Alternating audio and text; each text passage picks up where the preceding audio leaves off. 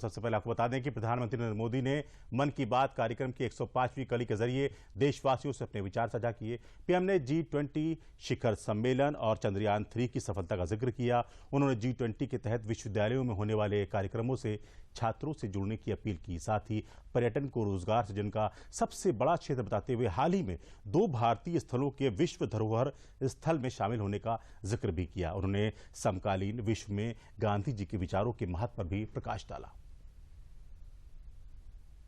भारत के चंद्रयान 3 मिशन की सफलता और G20 शिखर सम्मेलन की सफल मेजबानी इन दिनों चर्चा का विषय है।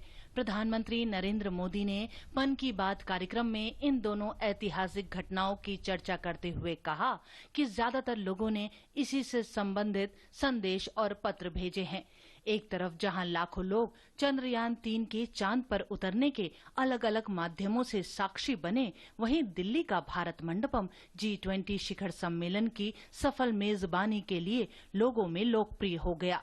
भारत ने अपनी अध्यक्षता में अफ्रीकी यूनियन को पूर्ण सदस्य बनाकर अपने नेतृत्व का परिचय दिया। प्रधानमंत्री नरेंद्र मोदी ने कॉलेज के छात्रों से G20 के तहत विश्वविद्यालयों में होने वाले कार्यक्रमों से जुड़ने की अपील की। साल भर तक देश के अनेकों यूनिवर्सिटीज में G20 से जुड़े कार्यक्रम हुए। अब इसी श्रृंखला में दिल्ली में एक और एक्साइटिंग प्रोग्राम होने जा रहा है, G20 यूनिवर्सिटी कनेक्ट प्रोग्राम। इस प्रोग्राम के माध्यम से देश भर के लाखों यूनिवर्सिटी स्टूडेंट्स एक दूसरे से जुड़ेंगे। इसमें IITs, IIMs, NITs और मेडिकल कॉलेजेस जैसे कई प्रतिष्ठित संस्थान भी भाग लेंगे। मैं चाहूंगा कि अगर आप कॉलेज स्टूडेंट हैं तो 26 सितंबर को होने वाले इस कार्यक्रम को जरूर देखिएगा, इससे जरूर जुड़िएगा। भारत के भविष्य में, युवाओं के भविष्य पर इसमें बहुत सारी दिलचस्प बातें होने वाली है। मैं खुद भी इस कार्यक्रम में शामिल होऊंगा। G20 समिट के दौरान भारत मध्य पूर्व यूरोप आर्थिक गलियारा पर सहमति बनी। पीएम ने गलियारे का जिक्र करते हुए कहा कि आने वाले समय में ये विश्व व्यापार का आधार बनेगा। G20 की अध्यक्षता के दौरान 1 लाख से भी अधिक डेलीगेट्स भारत आए, जिससे उनकी रुचि भारत में बढ़ी। पीएम ने 27 सितंबर को होने वाले विश्व पर्यटन दिवस की चर्चा करते हुए कहा कि अगर कोई क्षेत्र सबसे ज्यादा रोजगार पैदा करता है तो वह है पर्यटन का क्षेत्र।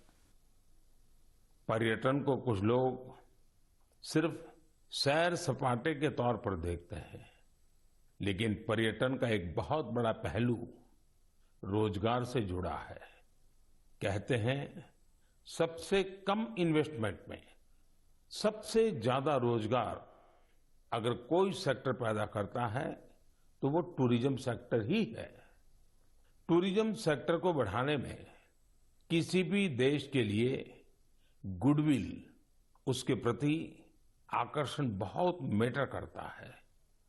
बीते कुछ वर्षों में भारत के प्रति आकर्षण बहुत बढ़ा है और G20 के सफल आयोजन के बाद दुनिया के लोगों का इंटरेस्ट भारत में और बढ़ गया है। साथियों, G20 में 1 लाख से ज्यादा डेलीगेट्स भारत आए। वो यहाँ की विविधता, अलग अलग परंपराएं, भांति भांति का खान पान और हमारी धरोहरों से परिचित हुए। यहाँ आने वाले डेलीगेट्स अपने साथ जो शानदार अनुभव लेकर गए हैं, उससे टूरिज्म का और विस्तार होगा।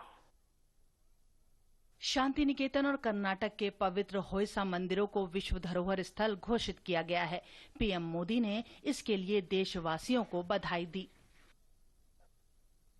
कर्नाटका के जिन होयसड़ा मंदिरों को यूनेस्को ने विश्व धरोहर सूची में शामिल किया है, उन्हें 13वीं शताब्दी के बेहतरीन आर्किटेक्चर के लिए जाना जाता है। इन मंदिरों को यूनेस्को से मान्यता मिलना मंदिर निर्माण की भारतीय परंपरा का भी सम्मान है। भारत में अब वर्ल्ड हेरिटेज प्रॉपर्टीज की कुल संख्या 42 हो गई हैं। भारत का प्रयास है कि हमारे ज्यादा से ज्यादा ऐतिहासिक और सांस्कृतिक जगहों को वर्ल्ड हेरिटेज साइट की मान्यता मिले। मेरा आप सबसे आग्रह है कि जब भी आप कहीं घूमने जाने की योजना बनाएं तो ये प्रयास करें कि भारत की विविधता के दर्शन करें। आप अलग अलग राज्यों की संस्कृति को समझें, हेरिटेज साइट्स को देखें। इससे आप अपने देश के गौरवशाली इतिहास से तो परिचित होंगे ही, स्थानीय लोगों की आय बढ़ाने का भी आप अहम माध्यम बनेंगे। G20 समिट के दौरान दुनिया भर के शक्तिशाली नेताओं ने राजघाट पर बापू को एक साथ श्रद्धांजलि अर्पित की थी। पीएम मोदी ने इस घटना का जिक्र करते हुए कहा कि बापू के विचार आज भी प्रासंगिक हैं। इस तरह G20 ने जहां विश्व स्तर पर भारत की साख को बढ़ाने का काम किया है, वहीं चंद्रयान 3 की सफलता से भारत ने अंतरिक्ष क्षेत्र में एक ऊंची छलांग लगाई है।